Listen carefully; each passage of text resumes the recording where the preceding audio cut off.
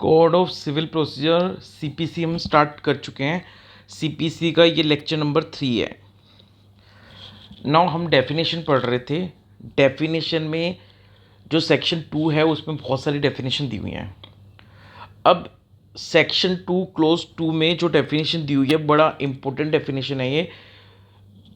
और ये कौन सी डेफिनेशन है? डिक्री की डेफिनेशन। तो सेक्शन 2 क्लोज 2 में डिक्री की डेफिनेशन दी हुई है।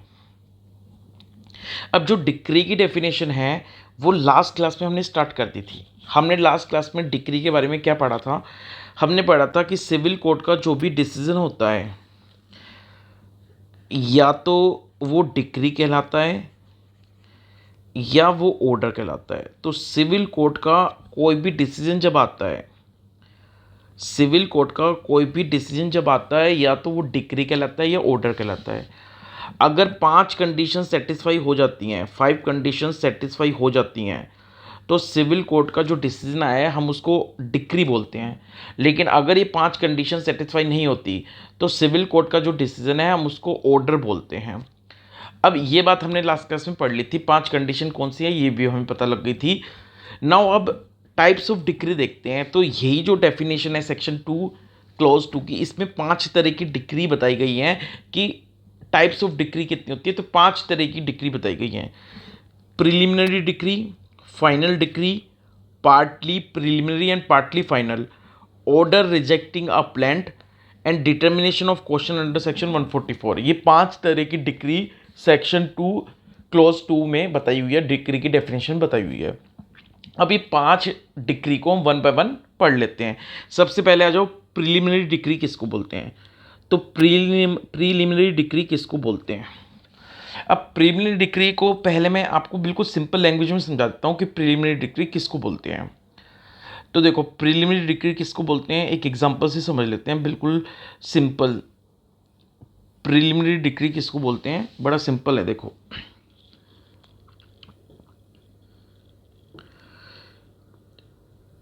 मान लो ए और बी के बीच में कोई डिस्प्यूट है। अब ए और बी के बीच में कोई डिस्प्यूट है, तो अब जो डिस्प्यूटेड मैटर है, डिस्प्यूटेड मैटर, इस डिस्प्यूटेड मैटर में ए के क्या राइट और लायबिलिटीज होंगे और बी के क्या राइट्स और लायबिलिटीज होंगे, ये जज साहब ने डिसाइड कर दिए। तो इस डिस्प्यूटेड मैटर में ए और बी के दोनों पार्टीज के क्या राइट्स और लायबिलिटीज होंगे, ये जज साहब ने डिसाइड कर दिए।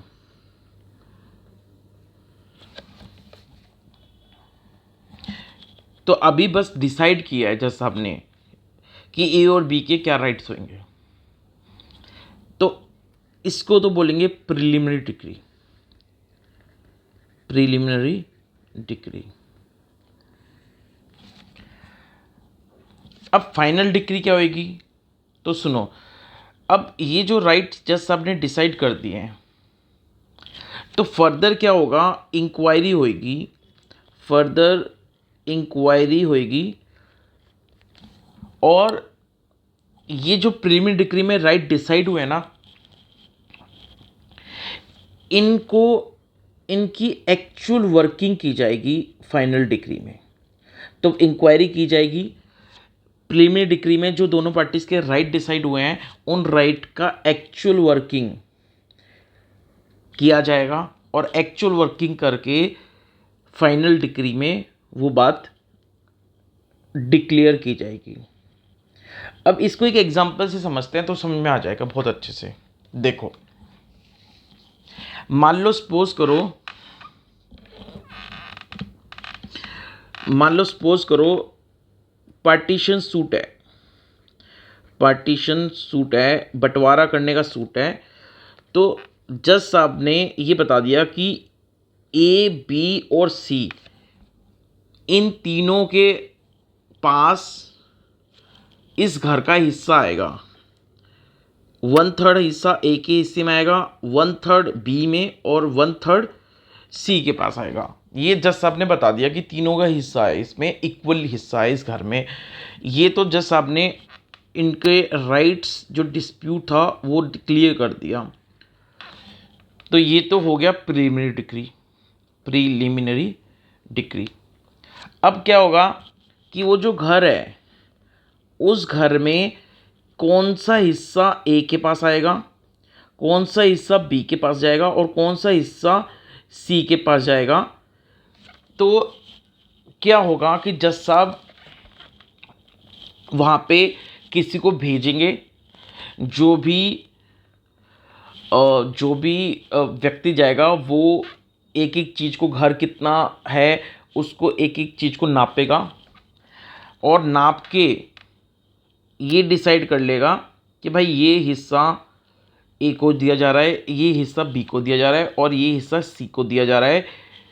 तो उसको अच्छे से नाप वगैरह के और वो नोट कर लेगा कि भाई कौन सा हिस्सा ए के हिस्से में आया, कौन सा बी और कौन सा सी के हिस्से में आया, और वो लिख के बता देगा जज साहब को कि भाई ये इस डायरेक्शन के हिसाब से ये 3 हिस्से बनते हैं घर के। तो ये घर के 3 हिस्से इस डायरेक्शन के हिसाब से बनते हैं। उसके हिसाब से जज साहब क्या करेंगे, जज साहब अपनी फाइनल डिक्री में ये डिक्लेयर कर देंगे कि भाई इस घर में ए का हिस्सा ये वाला है, बी का हिस्सा ये वाला है और सी का हिस्सा ये वाला है। इस तरह से जज साहब फाइनल डिक्री में वो बात डिक्लेयर कर देंगे। क्लियर है? एक और एग्जांपल ले लेते हैं। जैसे मान लो ए के पास बी की लैंड है, ए के पास एक लैंड है जो बी की है। ए ने ज़बरदस्ती बी से वो लैंड ले ली और अब ए उसको यूज़ कर रहा है।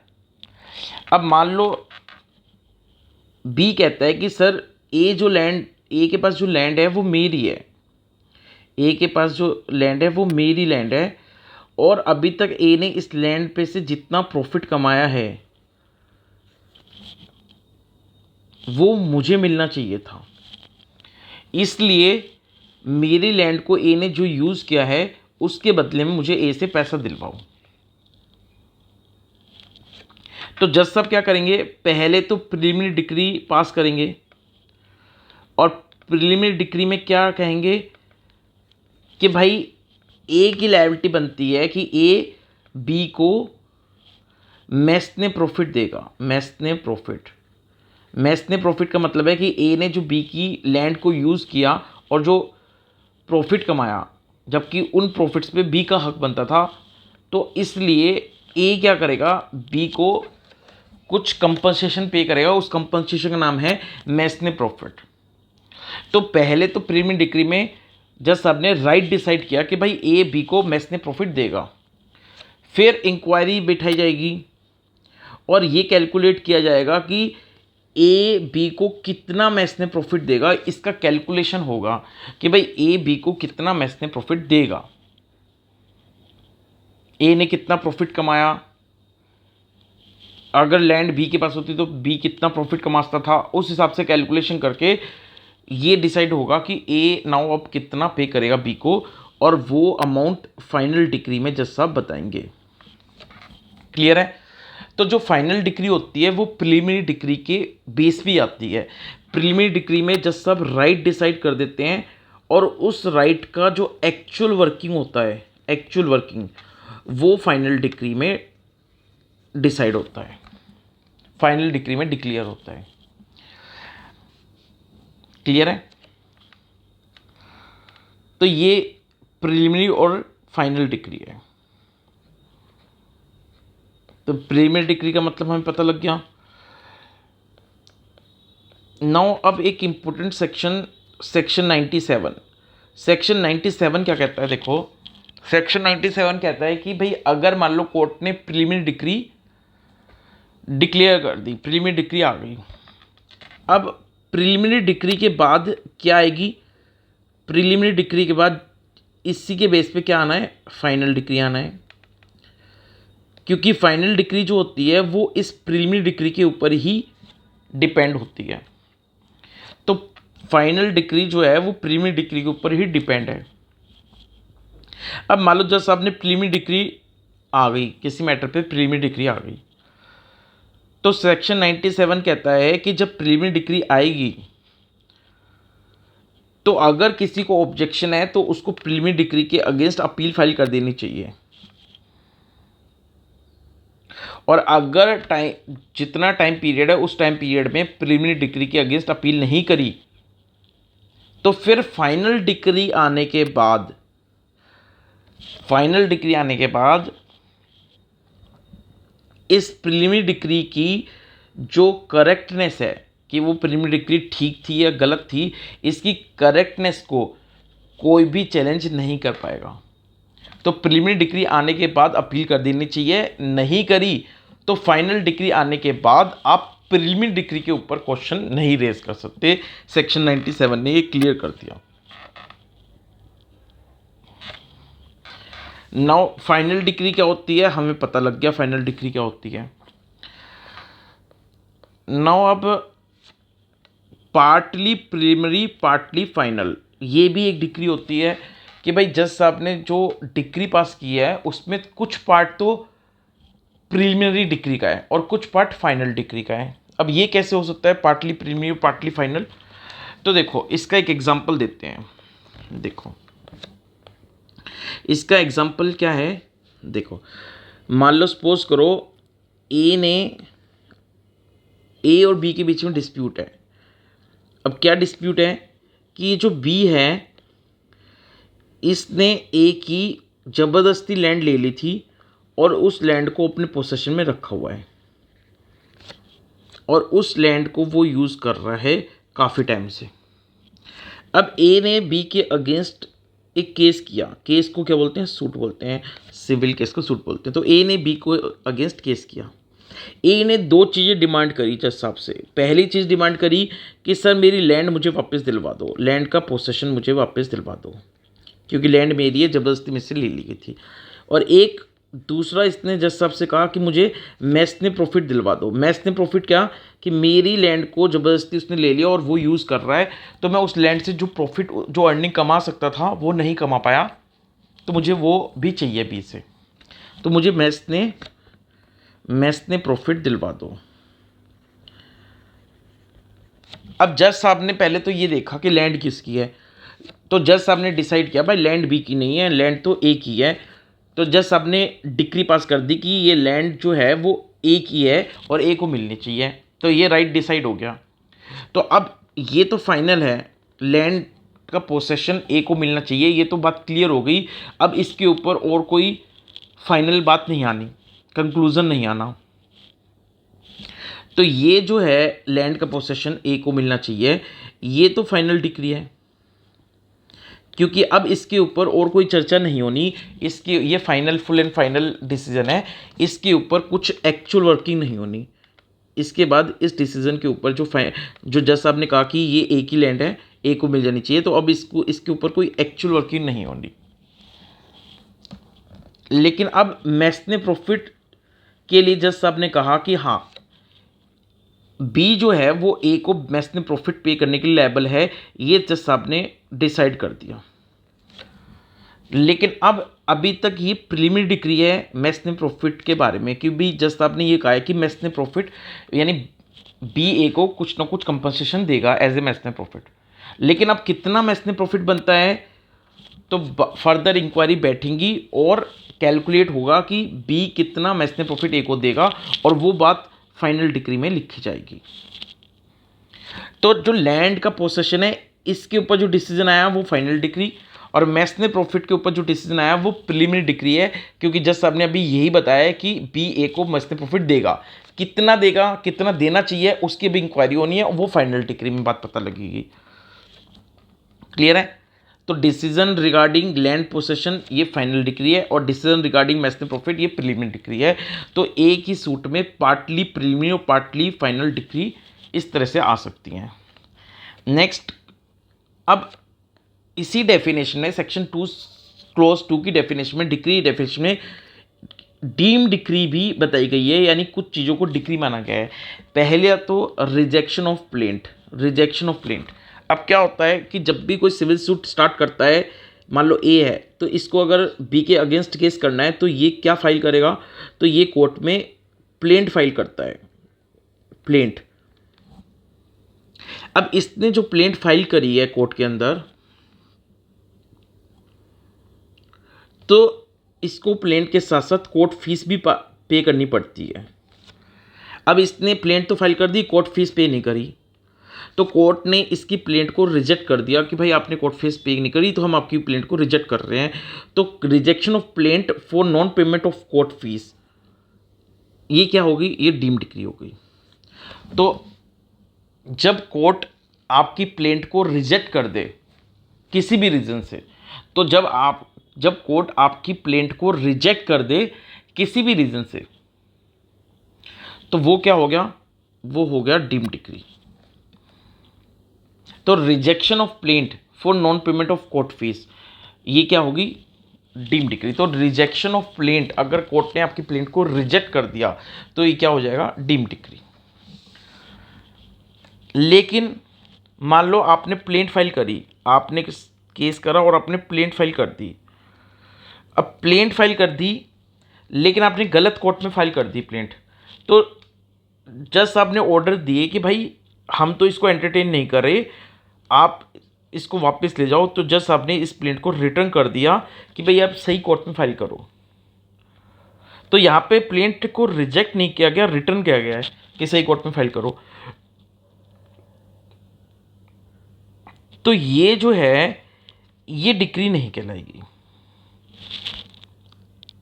डिक्री क्या कहलाएगी, जब कोर्ट प्लेंट को रिजेक्ट करेगा वो डिक्री कहलाएगी। तो जब भी रिजेक्शन ऑफ प्लेंट होगा ड्यू टू एनी रीजन, तो वो जो डिसीजन आएगा कोर्ट का वो क्या होगा, डीम डिक्री। क्लियर है। नाउ नेक्स्ट क्वेश्चन है determination of question under section 144।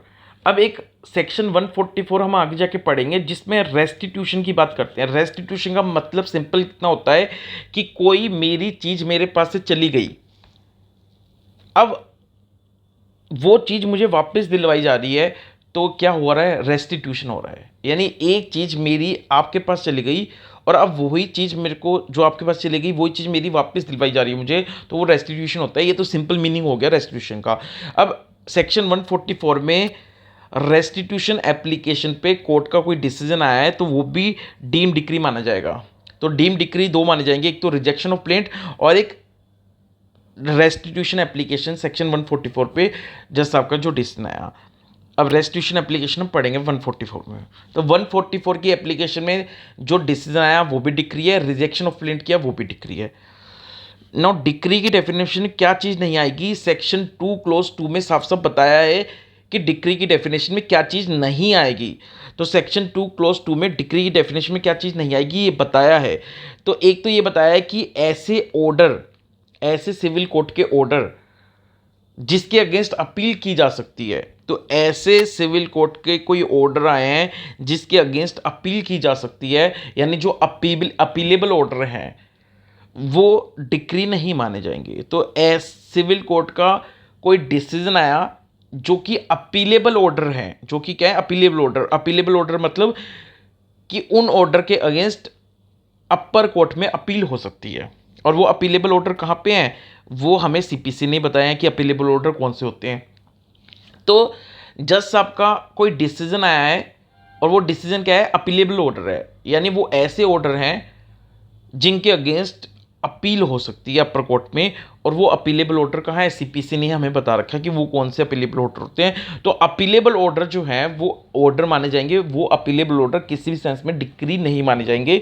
ये डिक्री डेफिनेशन ने क्लियर कर दिया। और दूसरा dismissal for default. Dismissal for default का मतलब कि कोर्ट ने आपका जो केस है वो डिसमिस कर दिया क्योंकि आपने डिफॉल्ट किया। क्या डिफॉल्ट किया आपने, कोर्ट ने आपका केस डिसमिस कर दिया क्योंकि आपने डिफॉल्ट कर दिया।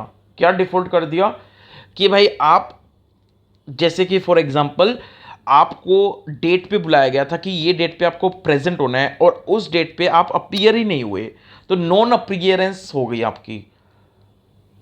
तो आपने डिफॉल्ट कर दिया, आपको कोर्ट में प्रेजेंट होना चाहिए था बट यू वर अब्सेंट, तो दिस इज योर डिफॉल्ट। और इस डिफॉल्ट के चलते हुए कोर्ट ने आपका केस डिसमिस कर दिया। तो आपका जो डिफॉल्ट होता है, पार्टीज का जो डिफॉल्ट होता है, उस डिफॉल्ट के बेस पे डिसमिसल के ऑर्डर अगर कोर्ट पास कर दे तो दैट इज नॉट डिक्री। तो डिक्री में appealable order and order of the court for the dismissal, वो भी order of the court for the dismissal for the default of the party, यानी जो पार्टी का डिफॉल्ट हुआ, डिफॉल्ट की वजह से कोर्ट जज साहब ने क्या किया, डिसमिस किया केस को। तो जज साहब अगर पार्टी के डिफॉल्ट की वजह से केस को डिसमिस कर देते हैं, डिसमिस फॉर डिफॉल्ट बोलते हैं उसको, तो वो क्या है, वो डिक्री नहीं माना जाएगा। तो ये डिक्री की डेफिनेशन थी। सेक्शन 2 क्लॉज 2 में हमने डेफिनेशन ऑफ डिक्री पढ़ी। अब जो लेक्चर नंबर 2 था जिसमें हमने डिक्री का स्टार्टिंग किया था, वो प्लस में लेक्चर नंबर 3, ये दोनों कंबाइंड करके जब आप उसको देखोगे तो फिर वो जो डिक्री है उसका कॉन्सेप्ट आपको बिल्कुल क्लियर हो जाएगा। तो लास्ट लेक्चर नंबर 2 और लेक्चर नंबर 3 को कंबाइंड करके आप देखो तो डिक्री बिल्कुल क्लियर हो जाएगी माइंड में।